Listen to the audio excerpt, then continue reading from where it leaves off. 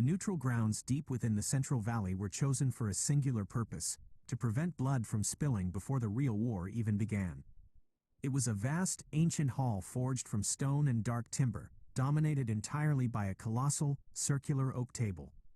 There were no elevated thrones, only the massive, round expanse designed to put everyone on equal footing, much like the legendary halls of King Arthur and his knights. Heavy wooden doors groaned open, and the leaders stepped in, filling the room with the collective tension of a fractured kingdom. Representing the North stood John Choi, calm, calculating, and bearing the heavy wisdom of a veteran king. Across the massive table sat Duck Vader, the fierce and unyielding sovereign of the South, his gaze sharp and unblinking. Between them, the combined forces of California, veterans of both regions and the newly arrived unaligned Outlanders, took their seats. For a long moment, the silence in the stone hall was deafening. Then, the unaligned commanders broke it. Vegeta X slammed his hands down onto the polished oak, his voice echoing off the vaulted ceilings. "Explain yourselves," he demanded, locking eyes with John Choi and Duck Vader. "Why weren't we invited to help? What is wrong with you guys? We've all been grinding in the trenches, playing the same game, sharing the same blood. We're all players. We should have been standing shoulder to shoulder from the very beginning." Murmurs of agreement rippled around the circle. Deus Ex nodded grimly, while Animated Nick tapped his fingers rhythmically against the edge of the table, his pad resting nearby as he eyed the Northern and Southern Kings for answers. Gamer Jim leaned forward, his voice tight with frustration. "We didn't crawl out of the woodwork just to watch from the sidelines. If we're going to survive this, we do it as one." Duck Vader slowly leaned back in his carved wooden chair, letting out a heavy sigh that carried the weight of the previous defeat.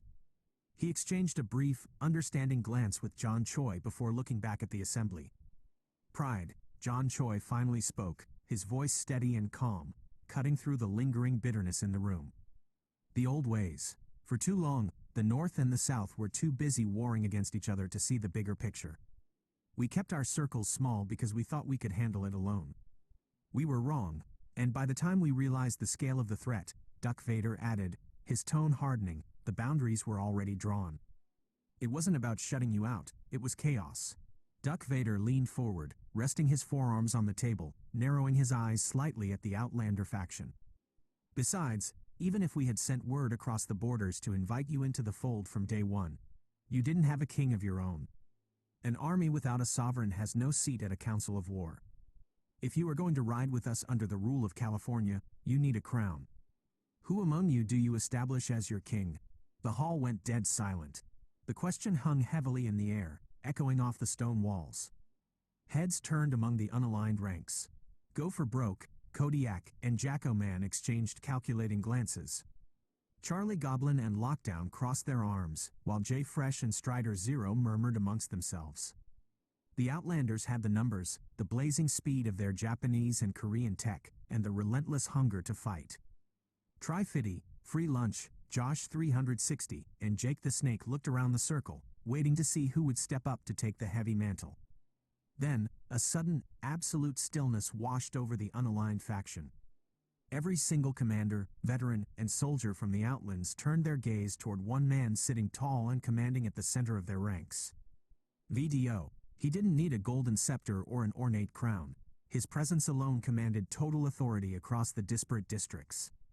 He was the tactical heartbeat of the unaligned Outlanders, capable of reading an opponent's every twitch and outmaneuvering the chaos of war with cold, calculated precision. Animated Nick nodded approvingly, his fingers resting on his pad. Vegeta X grinned wide, knowing there was no better tactician to lead them into battle. Without a single word of hesitation or debate, the Outlanders all raised their fists in unison. VDO, Deus Ex spoke up, his voice echoing off the stone walls. "VDO is our king," Gamer Jim echoed, a sentiment instantly picked up by Kodiak, Jacko Man, and the rest of the Outlander host until the entire hall reverberated with the unanimous roar. John Choi and Duck Vader exchanged surprised, respectful glances, then slowly bowed their heads in acceptance.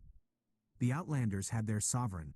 The three kingdoms of California, North, South, and the unaligned districts, were finally united under one roof, ready for war.